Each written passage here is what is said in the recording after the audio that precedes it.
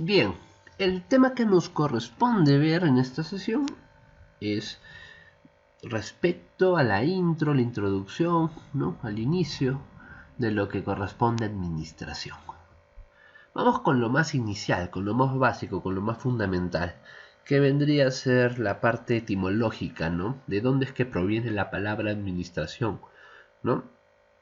Bueno, administración proviene del latín, ¿ya? De administrare, que significa estar bajo el mando de otro o prestar un servicio para otro. Entonces, si es que queremos saber en sí etimológicamente de dónde proviene administración y qué significa, vendría a ser estar bajo el servicio, bajo el mando de otro o prestar un servicio a otro. Pero hablando ya de una definición mucho más técnica, cuando nos referimos a administración, de lo que estamos hablando es de un proceso.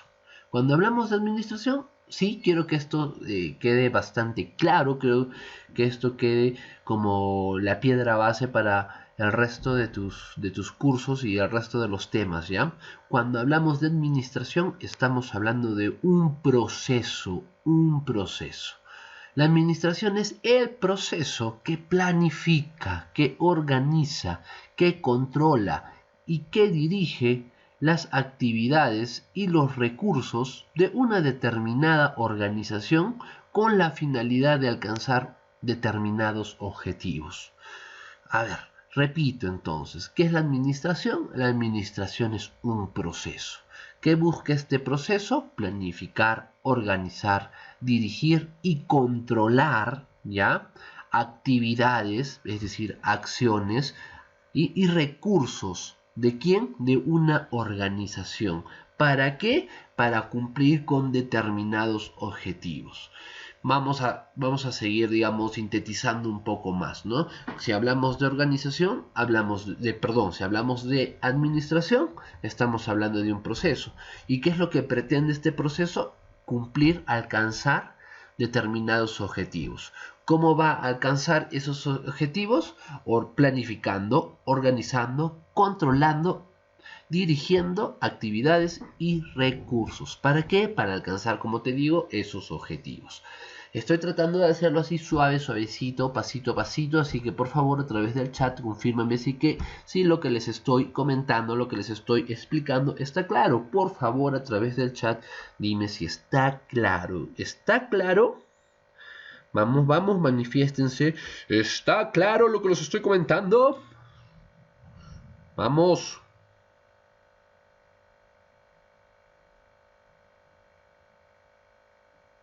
¿Sí? Bien, muy bien. Entonces, como está claro, next. Características de la administración. ¿Cuáles son las características que presenta la administración como proceso? ¿Ya? En primer lugar, estamos hablando que la administración tiene como característica la universalidad. ¿Qué quiere decir esto? Que la administración como proceso puede ser aplicado a cualquier grupo social. Podemos aplicar la administración para empresas, ¿no? Es decir, para organizaciones con fines de lucro, podemos aplicar el proceso administrativo para hospitales, podemos aplicar la administración para colegios, administración para ONGs, etc, etc, etc. Es decir, que no está enfocada en un, digamos, en un solo tipo de organización, sino que este proceso administrativo es fácilmente aplicable a cualquier tipo de organización y a cualquier tipo de grupo social. ¿Sí? Incluso un club, el proceso, la administración de un club, la administración de un colegio, la administración de una iglesia, la administración de una panadería, la administración de una veterinaria, de una clínica, etc, etc. Por eso se le considera como universal. ¿Sí? La segunda característica es que es instrumental, y esto es muy importante porque la administración se tiene que entender como un medio, En sí la administración no es un fin, es un medio para alcanzar un fin. El proceso administrativo, la administración, es un proceso para alcanzar objetivos. Por eso es que se dice que la administración, como característica, es instrumental. Porque la administración es ese instrumento que el cual vamos a utilizar para alcanzar una serie de objetivos. ¿Me estoy dejando entender? ¿Está claro esto de universalidad y de instrumental? ¿Están claros? ¿Están conmigo? A ver, por favor, coméntenme a través del chat si está claro. Díganme. ¿Estamos? ¿Está claro?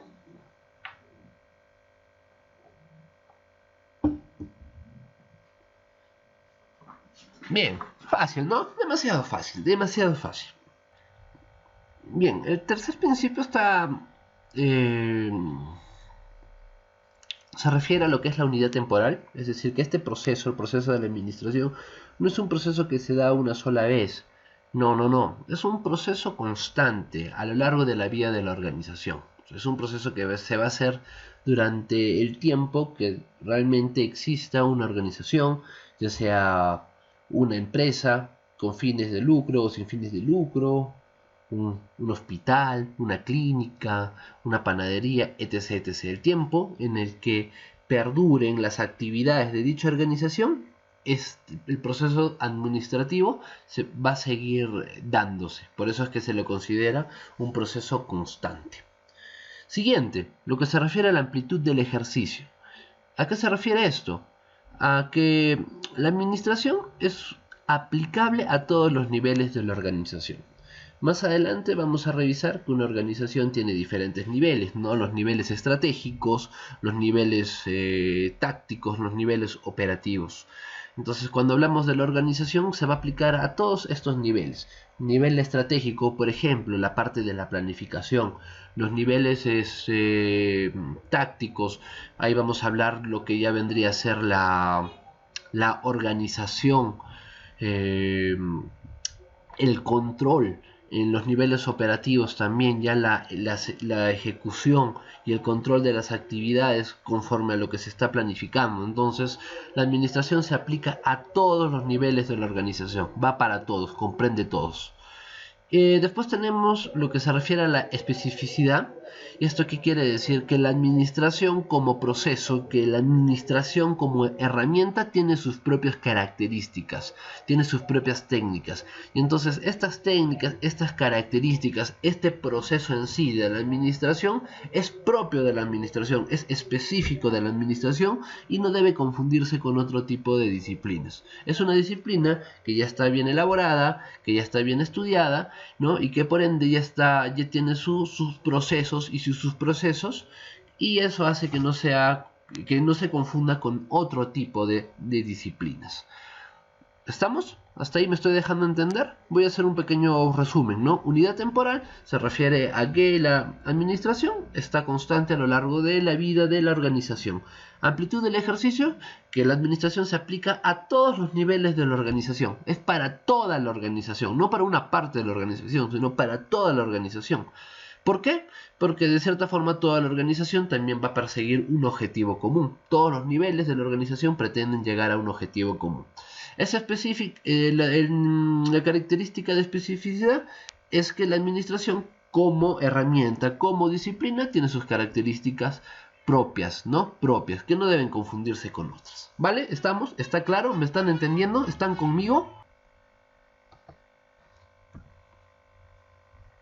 Bien, otra de las características se refiere a la interdisciplinariedad, ¿sí? Es una palabra bastante larguita.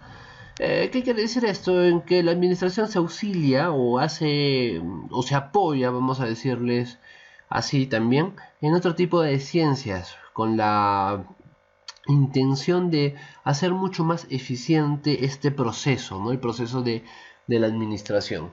¿En qué tipo de ciencias se apoya? Se apoya, por ejemplo, en la economía, en la contabilidad, en las finanzas, entre otras.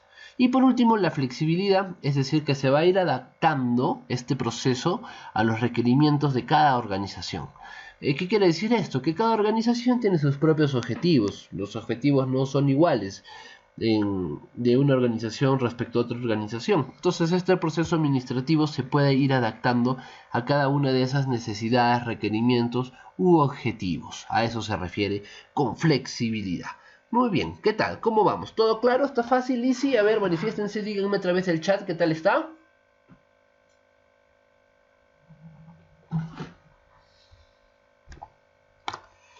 Epa, fácil, muy fácil. Bien, y lo que vamos a ver ahora, vamos a hablar un poquito de algunos, se puede decir incluso de la evolución de la administración a través del tiempo y algunas teorías que se han dado precisamente para tratar de organizarla, ordenarla mucho mejor hasta lo que se conoce hoy en día como administración. Eso es lo que vamos a ver. Entonces vamos a conversar un poco de lo que es el enfoque clásico de la administración, de ahí de la administración científica, y cerraremos con la teoría burocrática y la teoría de las relaciones humanas, ¿ya? Entonces, antes de empezar a hablar en sí del enfoque clásico, ¿ya?, de la administración, quiero que veamos un poquito cómo es que se llegó a empezar a ver un poco más este proceso de la administración que no se veía antes. ¿Antes de qué? Antes de la revolución industrial. Entonces, primero es importante tener una noción de cómo eran los tiempos cuando se empieza a dar el auge de la revolución industrial, porque se puede decir que ese es el punto de inicio para empezar ya a hablar en sí de la administración, más como este proceso para alcanzar objetivos dentro de las organizaciones. Entonces voy a ponerte un videito coquetón y sabrosón respecto a cómo era la revolución industrial. A ver, vamos con ello.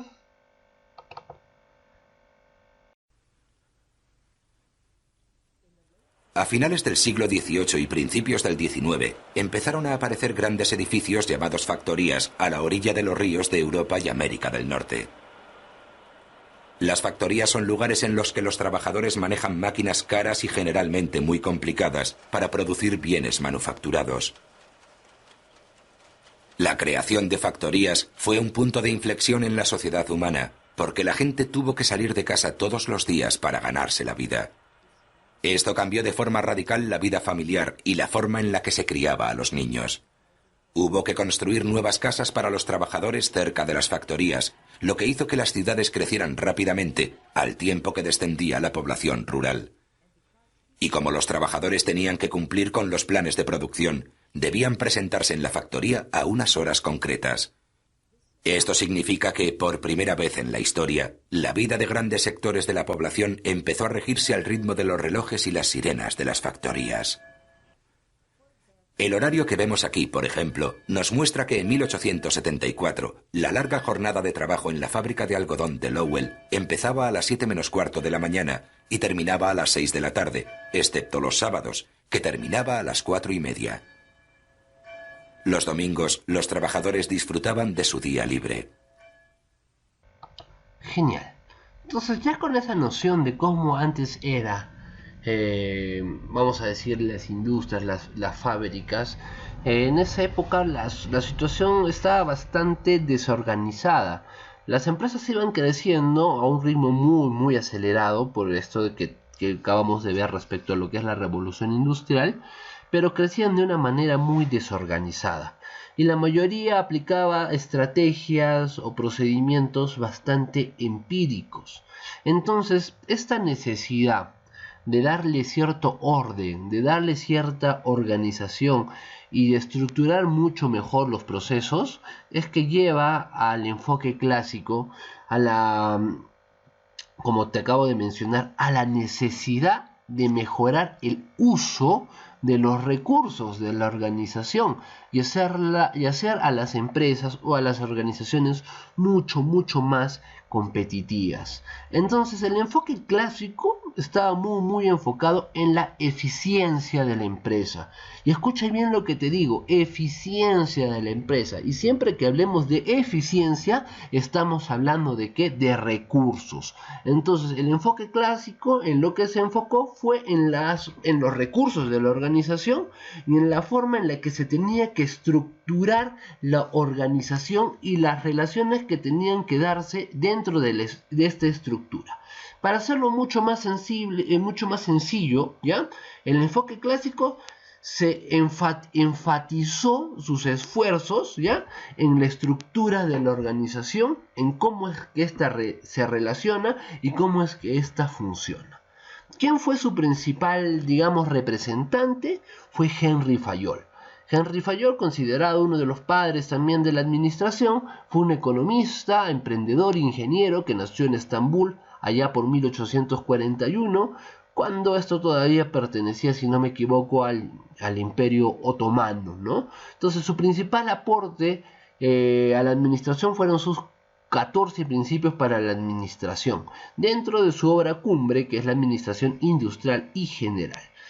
Empecemos con los aportes que hizo Henry Fayol. Primero definió las áreas funcionales de toda organización y definió estas áreas funcionales, o mejor dicho, las clasificó en seis grupos. Estas funciones, ¿no? Primero están las funciones técnicas, que son las funciones para la producción, ¿ya? Para producir bienes o servicios. O sea, hay funciones específicamente para producir bienes y servicios, y estas funciones tienen su espacio, tienen su, vamos a decirle, está bien, su espacio dentro de la organización. Dentro de la organización hay una área que se va a encargar de la producción de bienes y servicios, y esa área tiene que cumplir con estas funciones técnicas. ¿Me estoy dejando entender? ¿Está claro lo que estoy diciéndoles?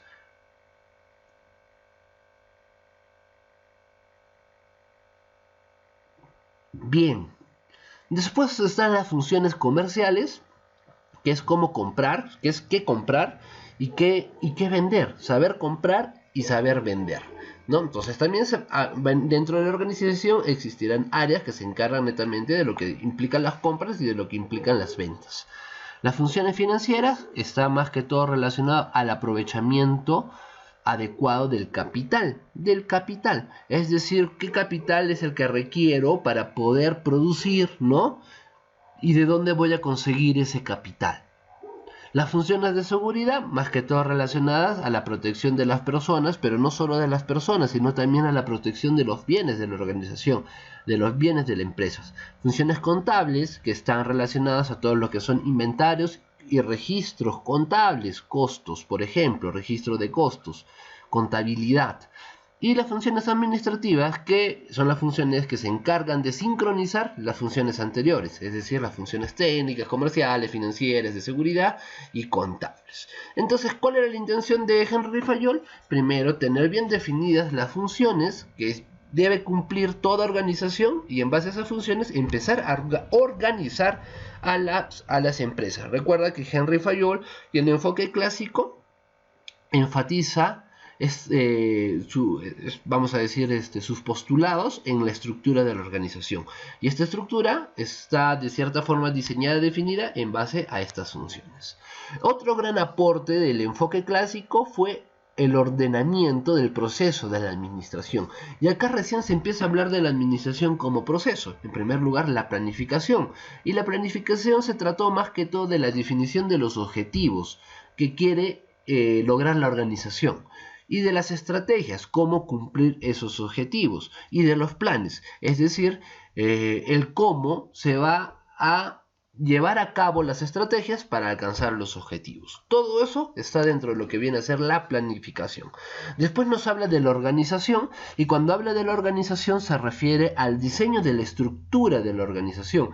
¿Y cómo se va a diseñar la estructura de la organización? En base, en primer lugar,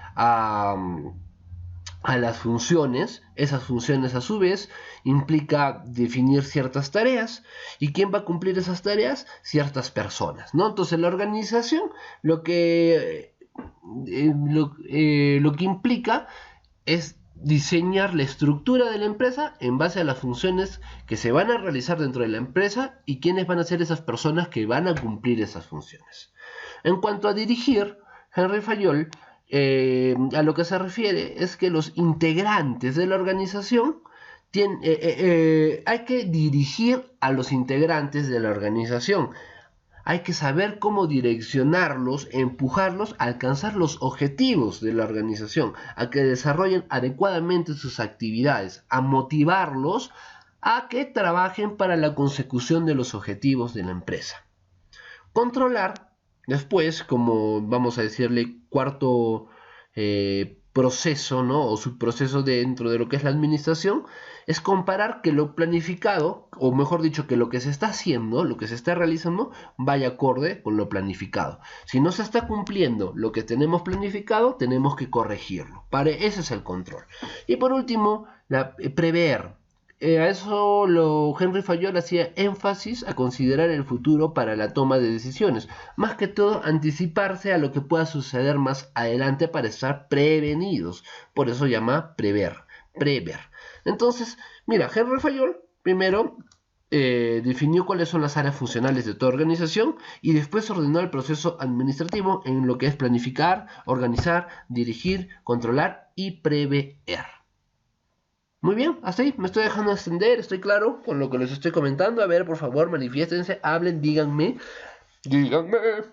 ¿cómo vamos? Díganme.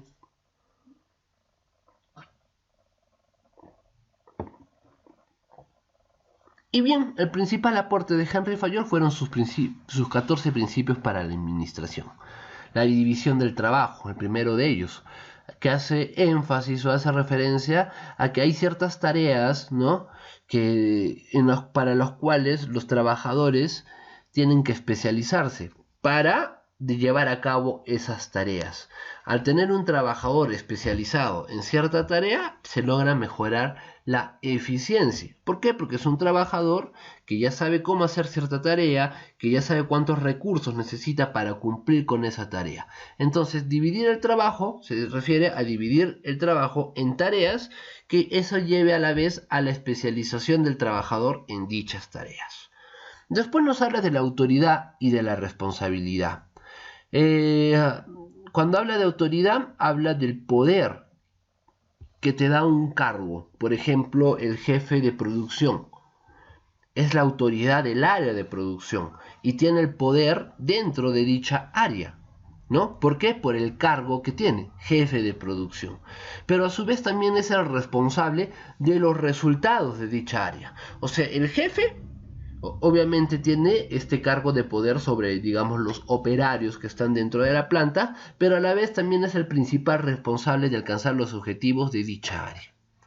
Disciplina, que está más que todo relacionada a respetar las reglas por las cuales se rige la organización, y que esto también está muy enfocado, muy relacionado con los valores que pueda tener o que tienen todas las organizaciones, como sus valores corporativos, ¿no?, sus valores organizacionales.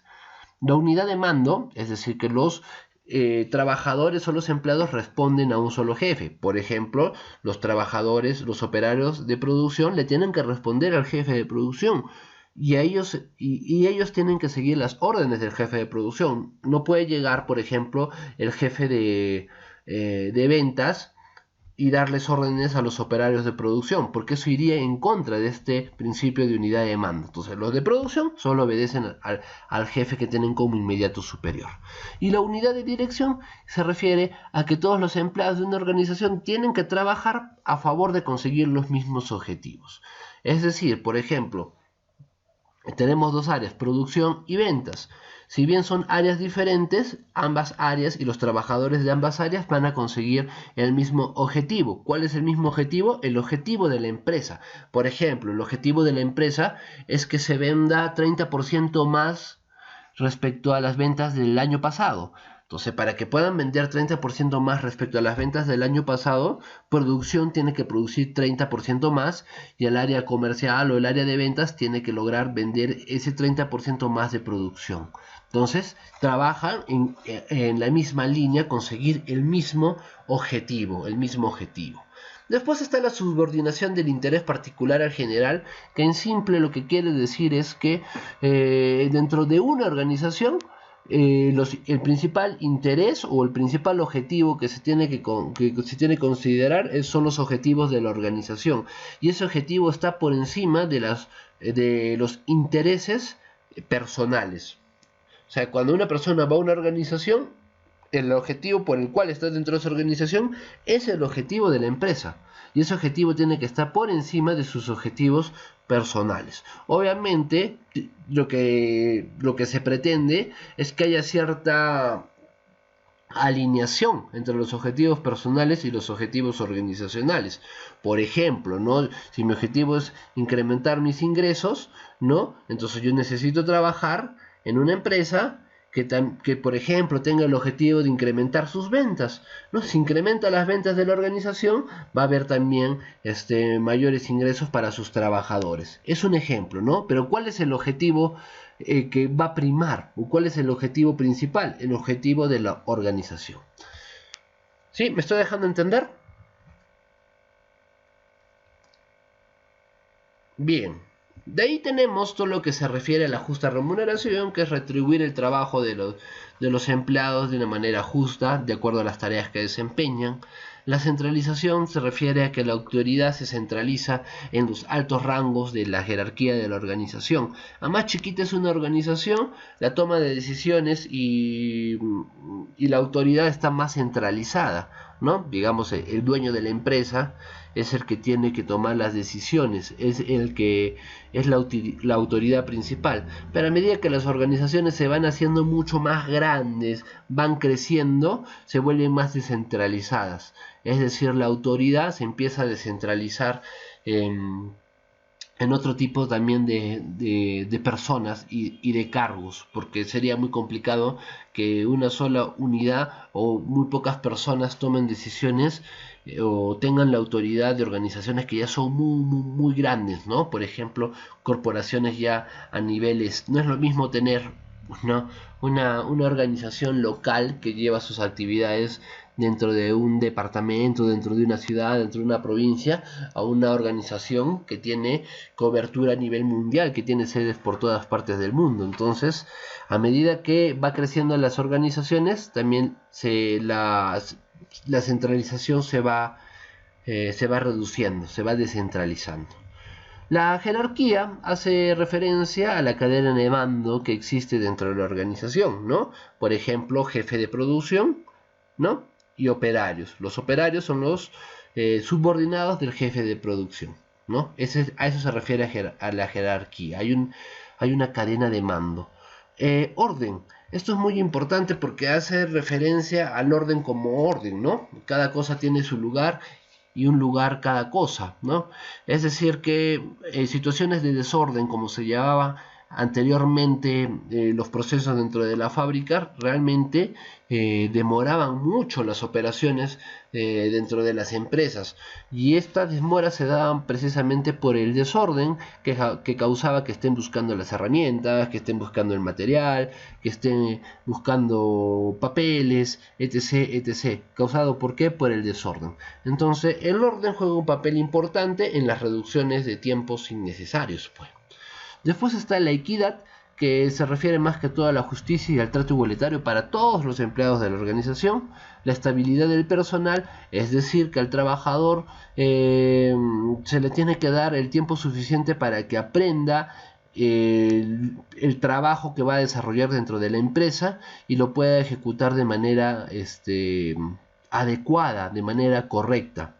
Iniciativa es más que todo enfatizado a estimular, ¿no?, al personal de cierta forma que se identifique también con la organización, que se identifique con la empresa. Un personal que tiene iniciativa lo que va a hacer es siempre estar brindando sus opiniones o sus propuestas, y puede que esas propuestas encuentren mejoras en lo que ya se está haciendo dentro de la empresa, y esas mejoras implican pues la creación de valor para la empresa.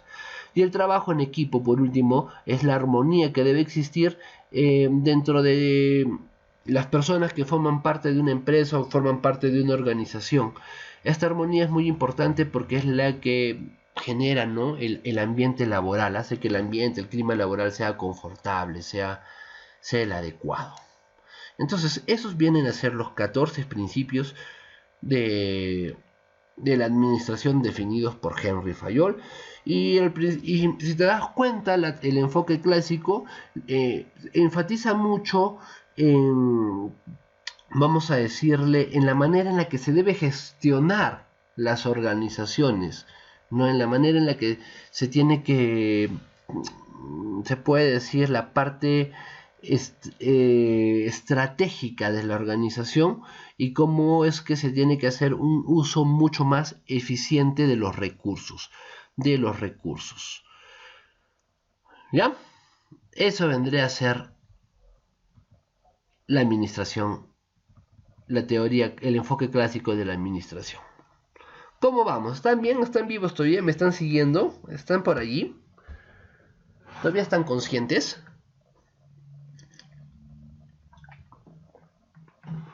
Bien. Next.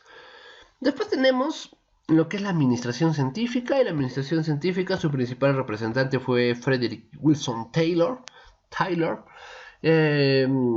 Fue el fundador de la administración científica. Nació en Filadelfia, en Estados Unidos, en 1856. Taylor está mucho más enfocado en el análisis de tiempos, ¿ya? Es decir, él estaba enfocado en eliminar aquellos tiempos inútiles, ¿no? Lo que buscaba era organizar mucho mejor el trabajo. Y entonces su principal aporte estaba relacionado al método conocido como la organización racional del trabajo, o simplificado ORT, organización racional del trabajo. El principal aporte de Taylor es que él se concentró más en la parte operativa de la organización. Como te había comentado anteriormente, Fayol estaba mucho más enfocado en la parte más, vamos a decirle, estratégica de la organización, en la parte más, si se puede decir, gerencial, de dirección.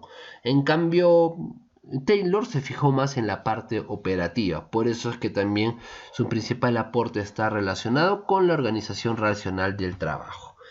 Vemos los principios de la administración científica, son 4, principalmente la planeación, es decir, que no tiene que haber nada improvisado, todo tiene que estar planificado. Y parte de esta planificación era planificar adecuadamente el trabajo. Todos los trabajos, todas las actividades tienen que estar planificadas. Esta planificación que implica saber cuáles son los recursos que se van a utilizar y cuál es el tipo de trabajo que se va a realizar y qué tipo de persona es la idónea para realizar esos trabajos, ¿no? La preparación, la selección de los trabajadores que tengan las aptitudes, ¿no?, para producir más y mejor, ¿no?, según el método del trabajo que ya se ha definido, ¿no?, que se considera que es el mejor método de trabajo para realizar determinadas actividades.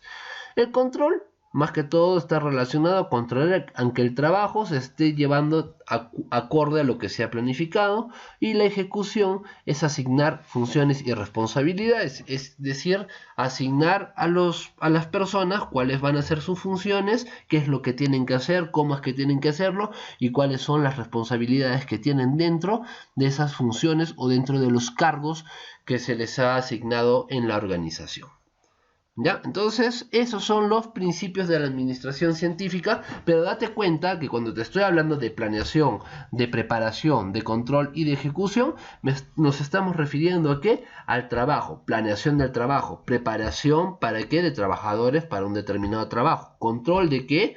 Del trabajo, de cómo se está realizando el trabajo, y la ejecución, la asignación de funciones y responsabilidades para un determinado trabajo. Como te había dicho, si Fayol se enfocó más en la parte de la eficiencia de los recursos de la organización, Taylor se fijó más en la parte operativa de la organización, en la parte operativa. Fayol más en la parte estratégica y de dirección, Taylor más en la parte operativa de la organización. Y también otro representante de la administración científica, tenemos a Henry Ford. Henry Ford fue el fundador de Ford, de la compañía de automovilística, ¿ya?, de Estados Unidos, Ford Motor Company. Y bueno, a diferencia de Taylor, él pagaba salarios muy elevados a sus trabajadores, y es muy importante porque fue uno de los precursores de la producción en línea y la producción en masa, ¿no? Dentro de su filosofía él decía que la demanda no se crea, que la demanda no crea, es decir, que la demanda no crea oferta, sino que debe ser creada, hay que crear la demanda. Y como él pensaba que se debía crear la demanda, es que producía en grandes volúmenes, producía en masa. Vamos a ver un poquito cómo es que producía, cómo era la producción del Ford en la época de la Revolución Industrial.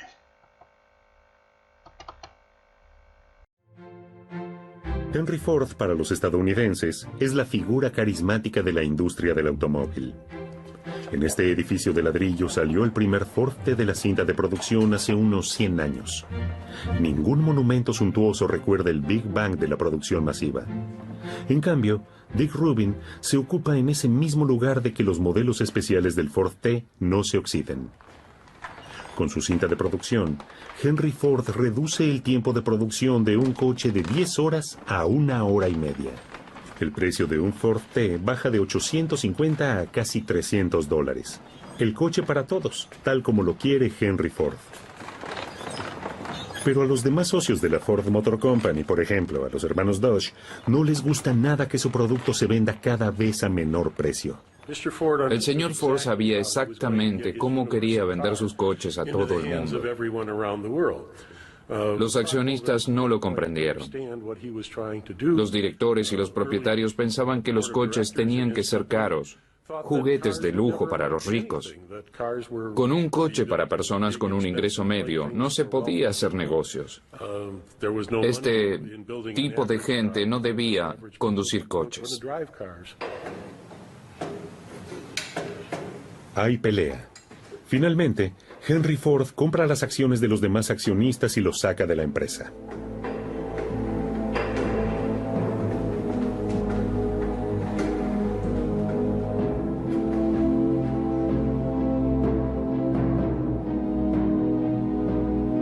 Recién ahora, Henry Ford se dedica de lleno.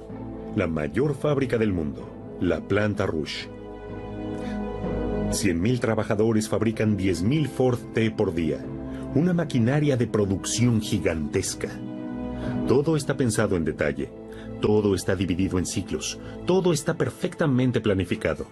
Los trabajadores son piezas de una maquinaria que funciona a la perfección y escupe coches. Y ya no hace falta que su mano de obra sea especializada. Los pocos movimientos manuales en la cinta los puede aprender cualquiera rápidamente. Todos deben subordinarse al sistema Ford, incluso los proveedores.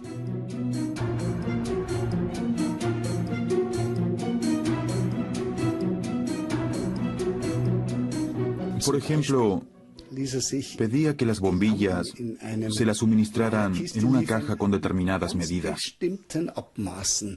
Uno quería saber entonces por qué las medidas tenían que ser tan precisas y no cualquier medida.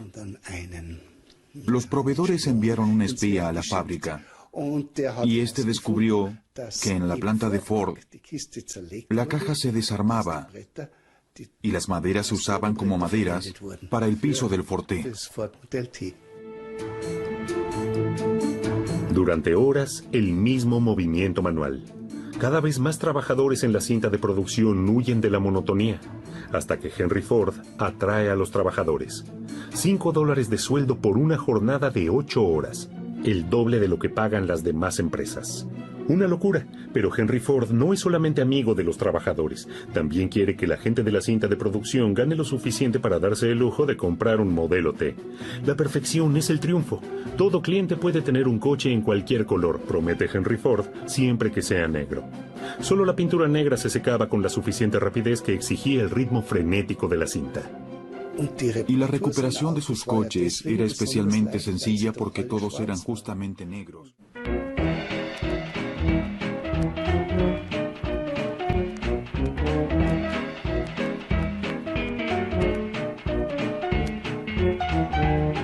A comienzos de los años 20, 1 de cada 2 coches que se producían en el mundo era un Ford T. Prácticamente el primer y único modelo unitario del automóvil. Casi indestructible.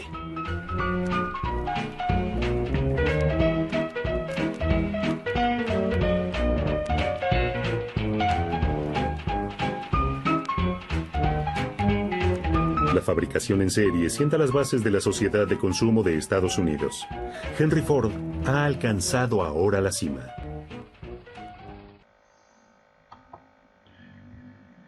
Bien, ya hemos visto un poco, ¿no?, respecto a cuál era la filosofía de Henry Ford.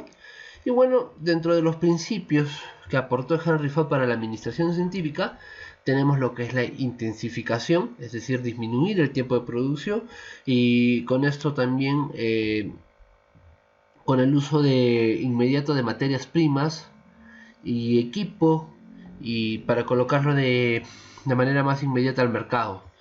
¿Qué quiere decir esto? Al tener las materias primas y el equipo necesario disponible a tiempo, es que se puede disminuir mucho el tiempo de producción. Y si se puede disminuir el tiempo de producción, se puede colocar más rápido los productos en el mercado, a disposición de los consumidores, de los clientes. Después, la productividad, que se entendía como el aumento de la capacidad de producción, es decir, que un empleado, un operario, un hombre podía producir más en el mismo periodo de tiempo. ¿Y por qué podría producir más en el mismo periodo de tiempo? Por la especialización del trabajo y por la línea de montaje. Repito, aumenta la productividad. ¿Por qué aumenta la productividad? Porque aumenta la producción. ¿Y por qué aumenta la producción? Porque un trabajador puede producir más en el mismo tiempo. ¿Por qué puede producir más en el mismo tiempo? Gracias a que es un trabajo ya está mucho más especializado, a la especialización del trabajo y a la existencia de líneas de montaje. Y por último, la economicidad, que hace referencia a reducir al mínimo el volumen de la materia prima para su transformación. Más que reducir al mínimo, debemos entenderlo esto como utilizar solamente lo necesario, no generar desperdicios. ¿Por qué? Porque si se desperdicia materia prima porque el trabajo no es especializado o porque no está bien dividido el trabajo en tareas, lo que ocasiona es que se utilice materia prima de más o materia prima innecesaria, o que se malogre la materia prima y que nuevamente se tenga que utilizar materia prima. Entonces, si tenemos el trabajo especializado, si tenemos las líneas de montaje y si tenemos una correcta división del trabajo, obviamente se va a reducir el uso de materia prima únicamente a lo que, o mejor dicho, realmente a lo que se necesita, a lo que realmente se necesita. ¿Me he dejado entender? ¿Cómo están? ¿Están conmigo? ¿Están vivos ahí todavía? A ver, manifiéstense, háblenme, díganme si estamos allí. ¿Estamos? Bien. Entonces, a manera de hacer síntesis, el enfoque clásico hace mucho más incidencia o mucho más énfasis en la eficiencia de los recursos de la organización y en cómo estructurar la organización. Está más dirigida a la parte de la organización, de la estructura de la empresa. Mientras la teoría científica de la administración o la administración científica hace mucho más énfasis a la parte operativa de la organización, es decir, a la parte que está relacionada más que todo con el trabajo, las operaciones, la parte operativa de la empresa. De ahí pasamos radicalmente a otro tipo de teoría, ¿no? Pasamos a la teoría burocrática, donde su principal representante fue Max Weber. Fue un sociólogo alemán que estableció la burocracia como una forma de estructurar a las organizaciones, ¿no? O a las empresas. Su teoría lo que indica es que no es suficiente la legitimización del poder, sino es necesario que la organización administrativa permite el ejercicio de dicho poder, ¿no? Buscando de esta manera lograr la racionalidad y la máxima eficiencia de las organizaciones. Rayos, ¿qué estás diciendo? No he entendido nada de lo que acabas de decir. Bueno, Max Weber lo que quiere decir, lo que plantea en su teoría, es que únicamente indicando quiénes son los jefes y quiénes son los subordinados no es suficiente. A eso se refieren, aunque no es suficiente la legitimización del poder, sino que es necesario tener una serie de procedimientos, normas o reglas, ¿ya?, que permita ejercer ese poder. Es decir, que existe una serie de normas y reglas de por qué una persona tiene la condición o la función o el cargo, la responsabilidad de jefe, y que exista normas y reglas, ¿no? Para saber por qué existen personas que están dentro de lo que vendrían a ser los subordinados. Entonces, la existencia de estas normas, de estas reglas, es que le da el nombre a esta teoría, ¿no? Teoría de la teoría burocrática. Es necesario burocratizar a la organización para poder hacer más efectivo, o mejor dicho, para poder hacer efectivo el poder. A eso se refiere, ¿ya? Es un poco complicado a veces tratar de explicar esto. Voy a seguir haciéndolo conforme les vaya hablando, ¿ya? Para entenderlo, ¿cómo es que se llega a la teoría burocrática? Hay que hablar primero de la teoría de la dominación. Max Weber, cuando habla de la teoría de la dominación, habla de 3 tipos de autoridades, ¿ya? La autoridad tradicional, la autoridad carismática y la autoridad legal, que es lo que nos va a llevar al punto de la teoría burocrática, ¿ya? La autoridad tradicional es una autoridad en la cual el poder no es racional. ¿Por qué no es racional? Porque es un poder que se hereda, es un poder conservador, para hacerlo mucho más simple, ¿ya? Los seguidores o los subordinados siempre van a considerar las órdenes de los superiores porque las cosas siempre se hicieron así. Un ejemplo de este tipo de autoridad es un padre de familia, ¿no? El padre de familia es la autoridad del hogar y los hijos son los subordinados, y los hijos tienen que hacerle caso al padre simplemente porque es el padre. Así de simple, ¿ya? A esto se refiere una autoridad tradicional. ¿Vale? Después está la autoridad carismática, que es muy diferente porque en este caso los seguidores van a asumir o van a acatar las órdenes de un líder, pero este líder es seguido, ¿no?, por las personas por aspectos o características como su liderazgo, como su personalidad, como sus valores, ¿no? Entonces, por eso es que se le considera una autoridad carismática. Y este líder va a ejercer su poder siempre y cuando aún goce, ¿no?, de la confianza por parte de sus seguidores. A medida que esta confianza se vaya deteriorando, se vaya perdiendo, los seguidores van a cambiar de líder, ¿no? Entonces, este tipo de liderazgo puede que en un momento, de cierta forma, sea inconstante o inestable, ¿no? Líderes con autoridad carismática podríamos considerar pues a grandes líderes como William Wallace, por ejemplo, Alejandro Magno, que fue un gran conquistador, ¿no?, que motivaron y que lideraron, ¿no?, a la conquista y a hacer mucho más amplios sus ideales. En el caso de William Wallace, ¿no?, que luchaba por la libertad, ¿no?, o por Alejandro Magno, que quería hacer mucho más grande su imperio, ¿no?, y convencía a sus generales y a sus ejércitos de seguir expandiéndose, ¿no?, porque todavía confiaban en él. Y bueno, la autoridad legal, la última, o la autoridad burocrática o racional, es una autoridad donde las órdenes se aceptan, ¿no?, las órdenes de los superiores son aceptadas porque de cierta forma son órdenes justificadas. ¿Y por qué están justificadas? Porque están dentro de un conjunto de normas. Y al estar dentro de un conjunto de normas se consideran que esas órdenes son órdenes legítimas. Y entonces, como son órdenes legítimas, los seguidores o los subordinados tienen que cumplirlas. ¿Ya? A eso se refiere una autoridad legal, burocrática o racional. ¿Por qué racional? Porque no van a cumplir las órdenes porque tienen que cumplirlas, como en el caso de una autoridad tradicional.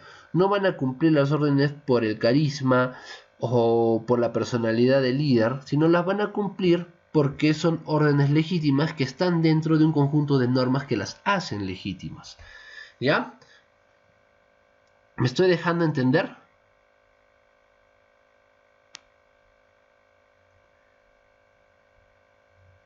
Muy bien.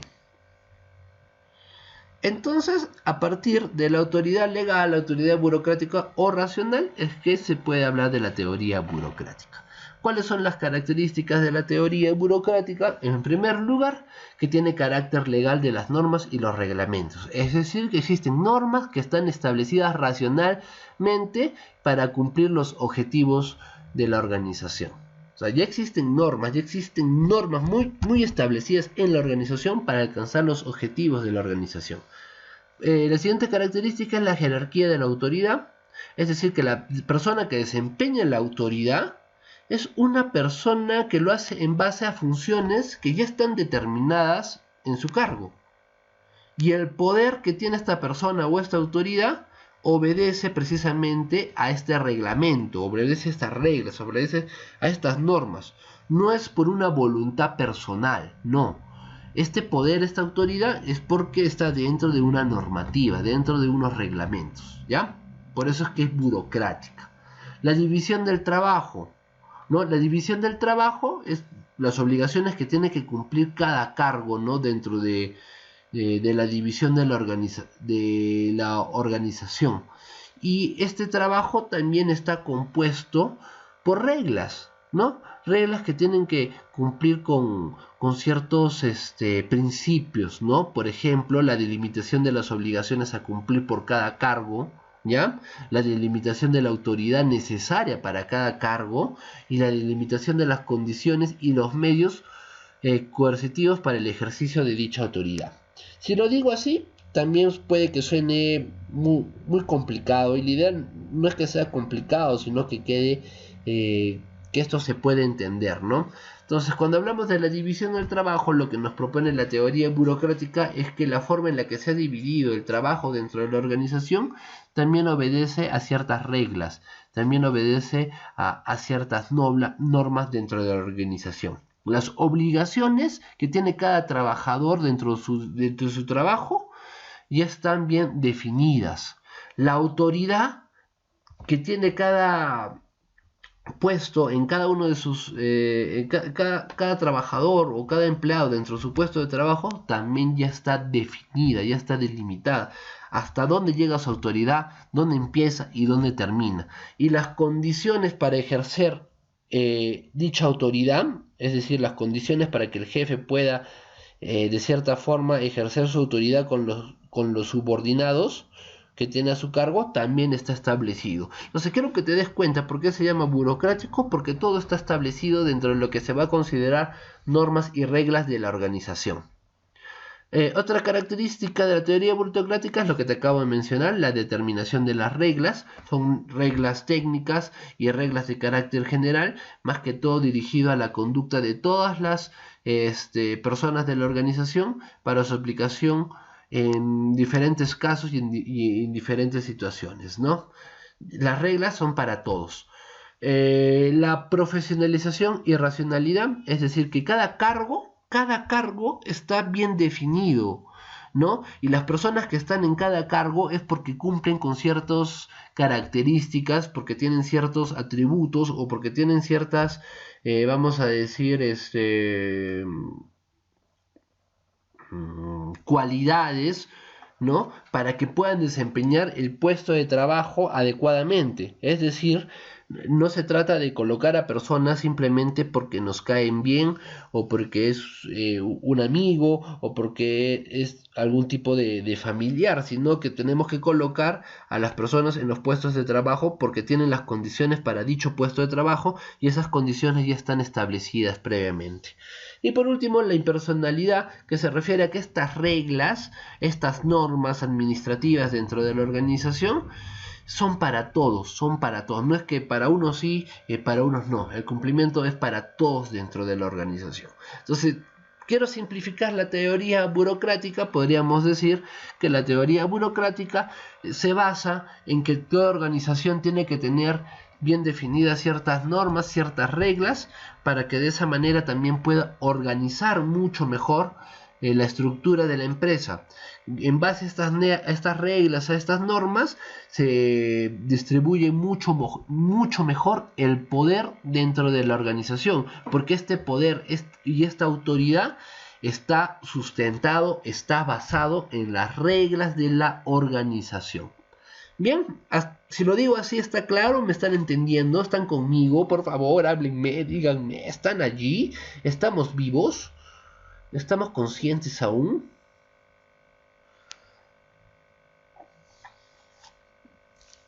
Bien. ¿Cuáles son las principales críticas al modelo o a la teoría burocrática? Primero, que la jerarquía de autoridad no bien delineada puede causar confusiones y conflicto de competencias. Es decir, que si no se tienen las reglas o las normas que clarifiquen cuál es la jerarquía, ¿no?, de autoridad, esto obviamente puede llevar a confusiones, porque no se va a saber bien, por ejemplo, los subordinados no tendrían bien definido cuál es la unidad de mando, ¿no? A eso hace referencia, ¿no? Si no se tiene bien establecida, ¿no?, delineadas las normas y las reglas, la unidad de mando puede ser difusa. Considerar más importante el procedimiento que las decisiones. Este es otro gran inconveniente de la teoría burocrática, ¿no? Porque muchas veces se tienen que tomar decisiones rápidas, decisiones importantes, y estas decisiones de repente no se toman porque se está pensando más en las normas y en las reglas de la organización. A eso se refiere. Creación de un sistema de contratación y promociones no basado en competencias. ¿Qué quiere decir esto? Recuerdan que les acabo de mencionar que lo que se tiene que buscar con la teoría burocrática es la profesionalización, es decir, contratar realmente a las personas idóneas, acorde a ciertas características que ya están previamente delimitadas. Entonces, ¿qué es lo que se puede hacer? Es que se puede crear de repente ciertos perfiles, ¿ya?, pero que no van, que si bien van a estar bien definidos, de repente no van a estar acorde a lo que realmente necesita la organización. Pero como ya están definidos así, muchas veces no van a servir para lo que realmente se necesita dentro de la empresa. Exceso de actividades regulatorias y procedimientos que causen ineficiencias, algo muy parecido al que te acabo de decir respecto al procedimiento en las decisiones, ¿no? Al existir de repente muchas normativas, muchas reglas, muchos pasos a seguir, esto, lejos de hacer eficiente la toma de decisiones o algunos procesos dentro de la organización, los van haciendo más lentos, más ineficientes. Rigidez en los procesos y lentitud en la toma de decisiones es muy similar a lo que te acabo de mencionar, ¿no? Y poca disposición al cambio. Estos tres últimos hacen referencia a eso, ¿no? Al estar todo tan definido, tan delimitado, es mucho más complicado hacer cambios. Es mucho más complicado ser más flexibles. ¿Por qué? Porque primero se tiene que ver que se esté cumpliendo con lo que está definido, delimitado. Entonces, esas son las principales críticas que se le hacen al modelo burocrático, a la teoría burocrática. Bien, ¿cómo vamos?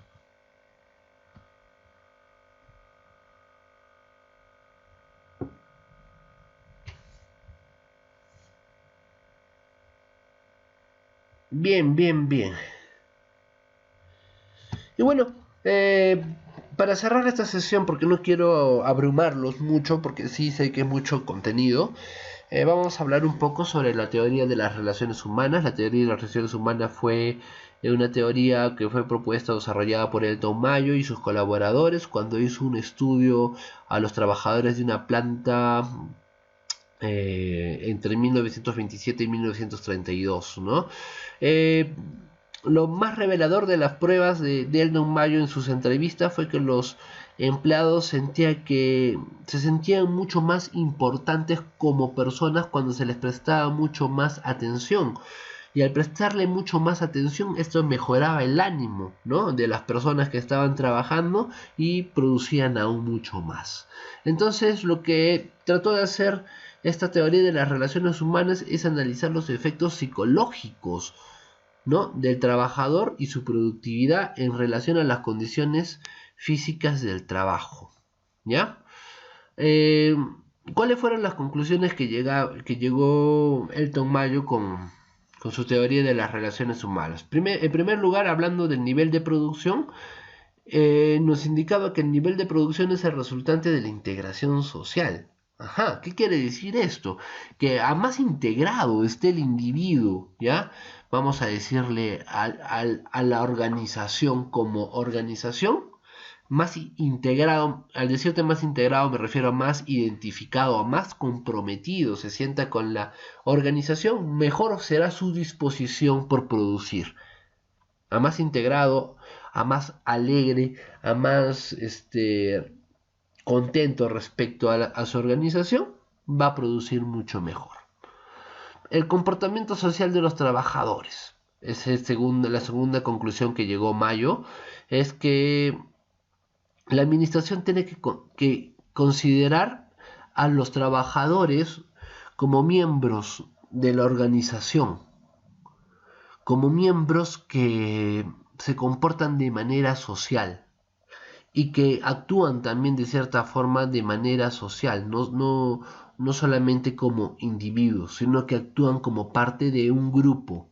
Por eso hace referencia al comportamiento social de los trabajadores. No estamos hablando del comportamiento individual de los trabajadores, sino que al comportamiento social. Y entonces la recomendación que brinda es que la administración tiene que considerar al comportamiento social como grupo de los trabajadores, como grupo de trabajo. Las recompensas y las sanciones sociales. Se dio cuenta que tanto las recompensas económicas como las sanciones no eran tan relevantes a la hora de determinar el rendimiento del trabajador, porque son muy, digamos, pasajeras, ¿no? Muy pasajeras. Hay otro tipo de formas de motivar a los trabajadores que tienen un efecto mucho más positivo en la producción, que es, por ejemplo, hacerlos sentir parte de la organización, hacerlos sentir incluidos, ¿no? Después los grupos informales. Cuando habla de los grupos informales, Mayo se refiere a aquellos grupos que no forman parte de la estructura de la organización, que no forman parte del organigrama.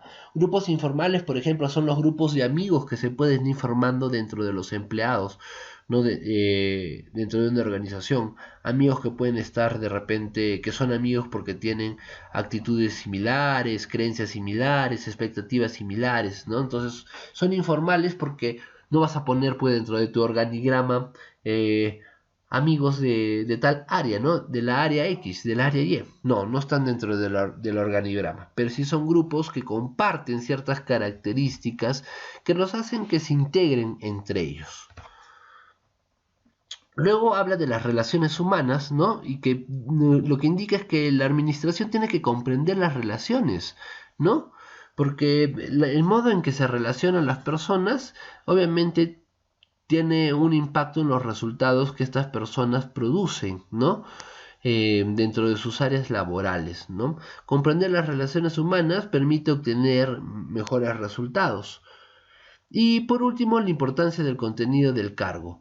Mayo encontró que muchas veces los trabajos simples y repetitivos, porque son tan aburridos, tan monótonos, tan iguales, afectan negativamente al trabajador y por ende este también tiene un efecto en su eficacia, Bien. ¿Cuáles fueron las conclusiones de Mayo? Las conclusiones fueron que tiene que haber una mayor comunicación y que se le tiene que dar mucho mayor importancia al factor humano. Es decir, ¿cómo se le puede hacerle sentir más importante? Haciéndolo participar en la toma de decisiones y mejorando la comunicación. Al mejorar la comunicación, también se mejora los lazos de confianza. Dejar de ver el punto de vista de hombre-máquina, ¿no? Es decir, que el hombre tiene que ser visto con justicia y con dignidad. Esta teoría es mucho más humanista, si te das cuenta, en comparación a las anteriores, ¿no? Busca más la participación y la comunicación y el desarrollo personal de los trabajadores. Entonces, las organizaciones que se preocupan por el desarrollo personal de las organizaciones van a tener trabajadores que se van a sentir comprometidos, se van a sentir identificados y obviamente van a aportar o van a estar más dispuestos a mejorar su producción, su productividad. Y por último, los logros de esta teoría fue la identificación de organizaciones informales, es decir, relaciones que se dan dentro de la organización por lazos, por ejemplo, de amistad. Entonces, la participación de los empleados en la toma de decisiones y la comunicación dentro de la organización una comunicación abierta hace que la teoría de relaciones tenga su principal aporte a la producción, a la administración y a la productividad. Entonces, en síntesis, sé que ha sido mucha información, lo sé, quiero sintetizar un poco, ¿no? Hemos hablado entonces de algunos teorías de la administración. Empezamos con el enfoque clásico, que estaba mucho más relacionado a la estructura de la organización y a la parte, vamos a decirle, mucho más estratégica, mucho más de dirección, ¿no? de la empresa. Después tenemos el enfoque de la administración científica, que está más orientado a la parte operativa y al trabajo, a cómo es que está estructurado y dividido y especializado el trabajo. Después pasamos a la teoría burocrática, y la teoría burocrática lo que nos habla es de normas y reglas que permitan darle autoridad legal al poder dentro de la organización. Lo que busca es organizar mucho más el poder dentro de la organización a partir de ciertas normas y reglas. Y por último, lo que hemos visto hoy es la teoría de las relaciones humanas, en la que hace mucho más énfasis a las personas, ¿no? Si te das cuenta, en las teorías anteriores se hacía mucho más énfasis a la estructura de la organización, después se hacía énfasis al trabajo, ¿no? A la parte operativa de las organizaciones, después se hacía énfasis a las normas y reglas dentro de la estructura organizativa, pero ya en la teoría de las relaciones humanas se hace énfasis a quiénes, a las personas, y cómo es que las personas se relacionan dentro de la organización, y la importancia de hacerlos sentir parte de la organización a partir de la participación en la toma de decisiones, por ejemplo, y en la mejora de la comunicación interna, y la creación de grupos informales que se generan, por ejemplo, por lazos de amistad. Entonces, trabajadores de cierta forma que se sientan mucho más valorados dentro de la organización, a la larga van a tener resultados mucho más positivos. Bueno, eso sería todo lo que te quiero comentar por la sesión de hoy, así que te pregunto una vez más si todo está claro. Por favor, a través del chat dime si todo está claro, si están conmigo, si me están siguiendo. A ver, manifiéstense.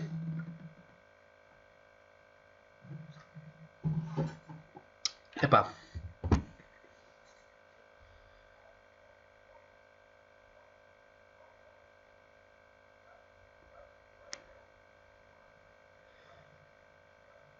Bien, entonces como todo está claro, no me queda nada más que decir que colorín colorado, la sesión del día de hoy ha terminado.